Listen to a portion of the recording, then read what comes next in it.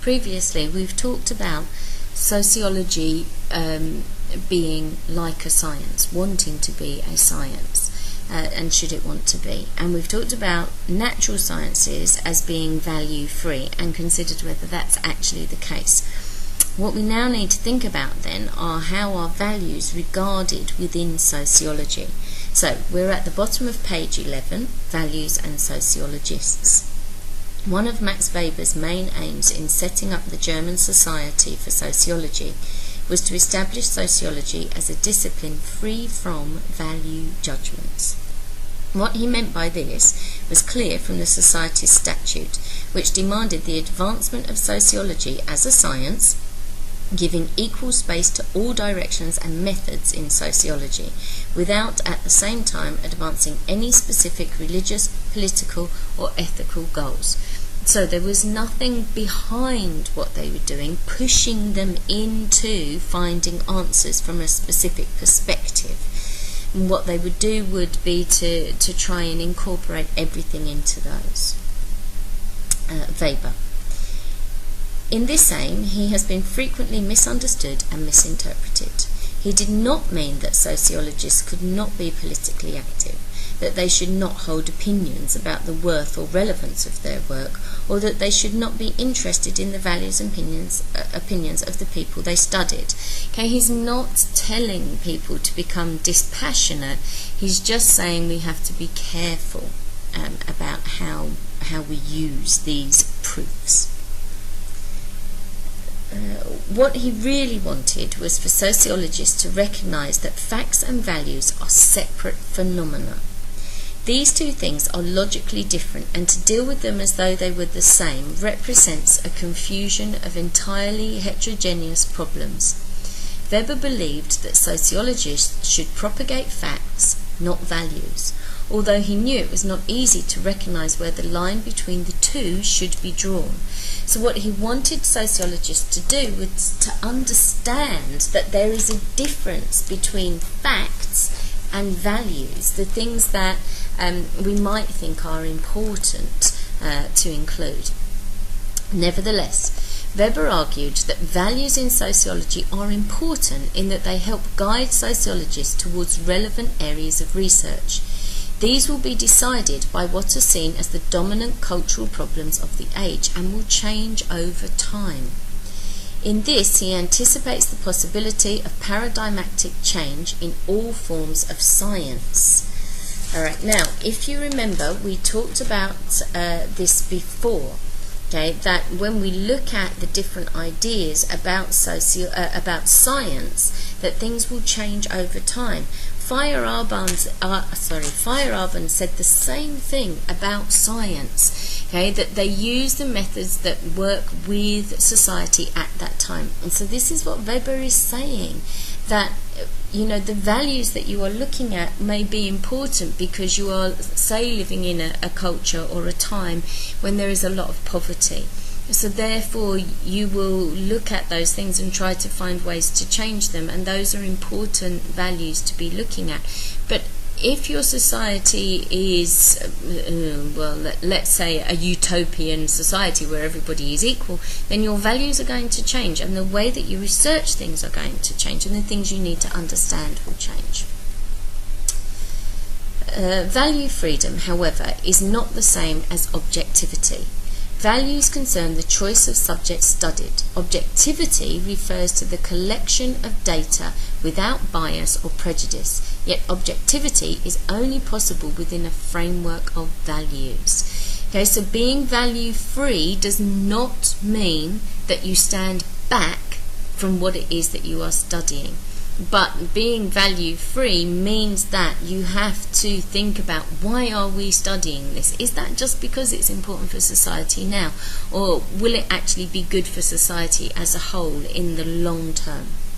Sociologists need to recognise that the choice of studying ethnic minorities in education rather than girls in education, working class rather than middle class deviants, or dependence on the welfare state rather than the distribution of wealth is an evaluative one. Why do we choose to study that one instead of the other? Clearly, some choices are affected by the researcher's own values. What Weber was concerned with was that these values should be recognised and clearly stated. I'm looking at this, I'm doing this research because. Is there a reason behind it?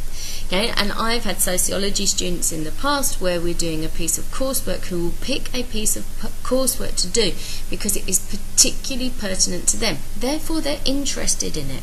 So you can see why that would happen with sociologists as a whole. Only then can data be gathered and conclusions reached in an objective way.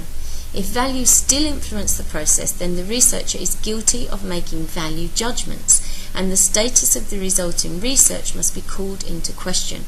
Often the facts which a sociologist unearths are picked out because they suit his or her values, while other, perhaps equally relevant facts are ignored. Facts are often established because they fit in with an underpinning theory. Alright, think back to what we were saying about is science scientific? Okay, Medawar was saying the same thing, that you pick data that fits in with the existing jigsaw. Okay, so Weber fits in with those ideas that we've talked about before. Functionalism. For Alvin Gardner, the functionalism of Parsons and Merton is a good example of misunderstanding Weber. What these writers have done is claim a value-free status for their work, projecting an image of political and ideological neutrality. They saw their work as above politics and non-partisan, and to that extent as value-free. This can be construed as a form of intellectual dishonesty. The truth is that it is a conservative ideology presented as social science, believing in the inherent harmony and stability of the status quo. Hiding this confuses objectivity with value freedom. Okay, so the work that Parsons and Merton have done, Gardner is saying, yes, it's important, but they're placing too much on the terminology that Weber was using. They are saying, we are being value-free because we're not influenced by other things in society. We're doing this research because that's what interests us. And he's saying they don't understand because they're trying to prove themselves as scientists. At the other extreme are the openly partisan sociologists, for example, Howard Becker and many Marxists and feminists. In Becker's work, 1967 and 1973, values dominate the choice of which social phenomena are studied. Scientific and moral questions are inseparable. Some people may want to disguise their morals as science because it gives their moral stance greater weight. Instead, he suggests that those opposed to the status quo, whose sympathies I share, should attack injustice and oppression directly and openly, rather than pretend that the judgment that such things are evil is somehow deducible from sociological first principles or warranted by empirical findings alone. We sometimes begin with the actions we want to take and the people we want to help as a basis for choosing problems and methods. This does not necessarily mean to say that how something is studied is lacking in objectivity, even if values determine which social phenomena are studied. Okay, so Becker is saying, of course we're going to look at the things that we want to change and we want to help with. But that doesn't mean that it's not a valuable piece of research. An example given by Becker is the disproportionate amount of research into juvenile behaviour and crime which is conducted. According to Becker, most researchers begin by asking, what is wrong with the kids of today? This shows an immediate bias towards the status quo, reflecting the views of the police, parents and social workers. Resulting explanations, if allowed to masquerade as value-free science, take on the status of truth. This could be to the detriment of those involved, particularly the young. Openly partisan, Becker sympathises with the underdog, suggesting that it would be equally valid to ask the question, what is wrong with the parents of today? So if a child is misbehaving and doing bad things, we blame the child. Why not blame the parents and the parental structure and the behaviour management that they've been given and the morals and the rules that they've been brought up to live by? Okay. Becker is saying if you take it from one standpoint, you're accepting the status quo and you're just fulfilling those ideas that people already have. When we've talked about crime and deviance in IGCSE sociology, we've talked about the fact that those people most likely to commit crime are 18 to 25 black males. However, of course, those are also the people that the police are most likely to stop. So, of course, they have more statistics and figures on those people. So we have to be really careful with how we're looking at everything. Marxism. A similar campaigning thrust exists amongst Marxists, taking their cue from Karl Marx's statement in 1845. The philosophers have only interpreted the world in different ways. The point is to change it.